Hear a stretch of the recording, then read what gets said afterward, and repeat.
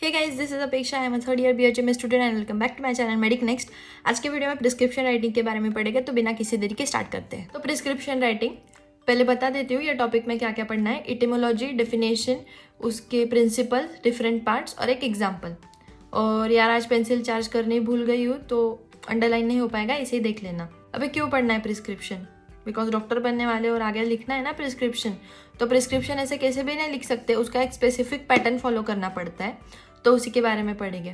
सबसे पहले etymology, that is इसका डेरिवेशन। ये लैटिन वर्ड प्रिस्क्रिप्टिव से डिराइव हुआ है। Next definition, prescription is a written direction by a physician to his own compounder or any pharmacist for the preparation of medicine as well as instruction to the patient about the mode of intake। आपने देखा है ना prescription पे दवाई का नाम होता है और आगे कितने टाइम लिखनी है, कितने टाइम वो दवाई लेनी है वो लिखी होती है। अभी प्रिस्क्रिप्शन के दो टाइप होते हैं। टाइप इन द सेंस, अगर फिजिशियन को अपने स्टॉक में से मेडिसिन देने हो तो प्रिस्क्रिप्शन की कोई ज़रूरत नहीं पड़ती है।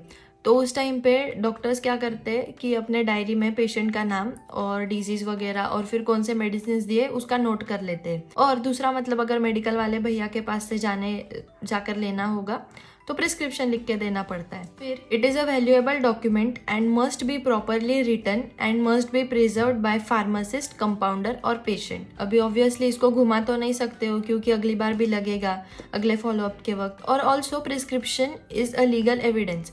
मेडिकल लीगल केसेस में भी प्रिस्क्रिप्शन एक इम्पॉर्टेंट रोल प्ले करता है। नेक्स्ट इसके प्रिंसिपल्स में सबसे पहले है नॉर्म्स मतलब रूल, स्पेसिफिक पैटर्न और टाइप। इसमें ना क्या है, definite norms is the most important in an ideal prescription must be written in a definite pattern.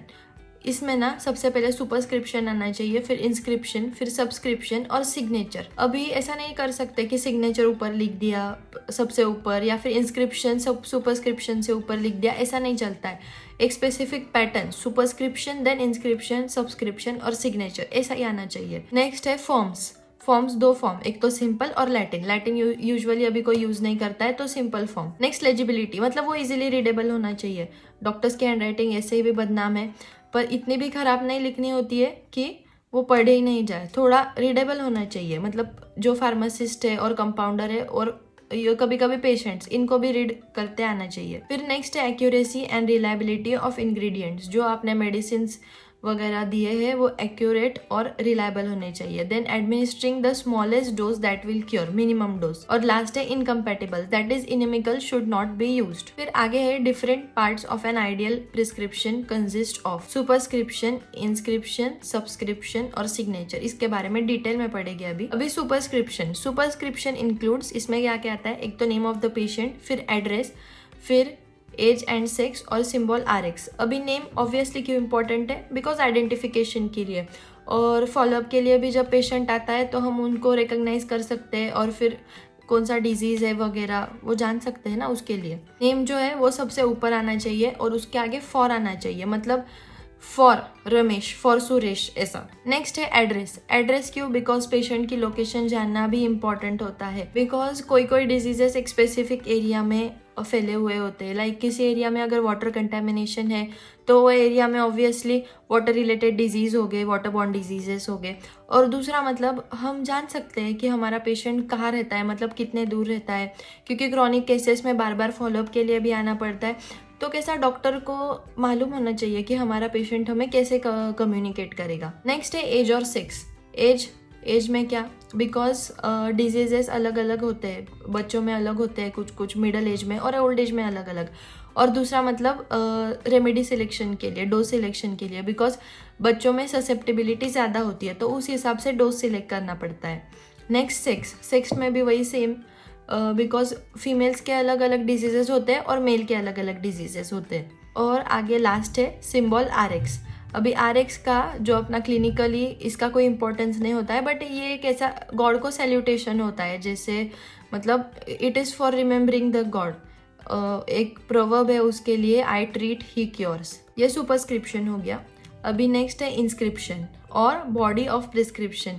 Inscription जो है ये मोस्ट इम्पॉर्टेंट पार्ट है प्रिस्क्रिप्शन का, बिकॉज इसमें रेमेडी और क्वांटिटी होती है। सबसे पहले रेमेडी मतलब जो मेडिसिन देने वाले हैं वो, उसकी पोटेंसी और क्वांटिटी। और दूसरा name of the quantity of vehicle, मतलब जो व्हीकल के साथ आप वो मेडिसिन देने वाले हो वो। अभी name of the remedy, potency and its quantity should be written first, then the name and quantity of the vehicle is to be written. अभी थर्ड है subscription. It includes the direction to the pharmacist as to how he is to dispense the remedy, मतलब pharmacist को ये medicine कैसा देना है वो। Last है सिग्नेचर। अभी सिग्नेचर में क्या आता है, it includes direction to the patient, make it a point to give directions in definite manner, this should be brief, simple and to the point, that should be written in simple language and good handwriting so that the patient can decipher the instruction. ये पूरा बड़ा paragraph नहीं लिखना है, छोटा छोटे इसमें brief और टू द पॉइंट देना है, मतलब ये और किससे related, how to use the medicine, when to report और सम एडवाइसेस, मतलब मेडिसिन कौन से टाइम पर लेना है, कौन से आवर ऑफ द डे लेना है, फिर वापस कब आना है फॉलोअप के लिए, फिर सम एडवाइसेस में क्या दोगे, दैट इज डाइट, फिर सम एक्सरसाइज, योगा, मेडिटेशन, ऐसा। और दूसरा signature of physician with date, registration number obtained from homoeopathic council. जब आपका प्रिस्क्रिप्शन पूरा हो जाएगा उसके नीचे सिग्नेचर आना चाहिए, फिर आपका रजिस्ट्रेशन नंबर, डेट। अभी ये था प्रिस्क्रिप्शन राइटिंग के बारे में। अब एक एग्जांपल देखेंगे, सारे पार्ट्स रिलेट करते हैं। Right a prescription for child suffering from worm troubles and vomiting. अभी वर्म ट्रबल्स के लिए कौन सी रेमेडी आती है, सीना।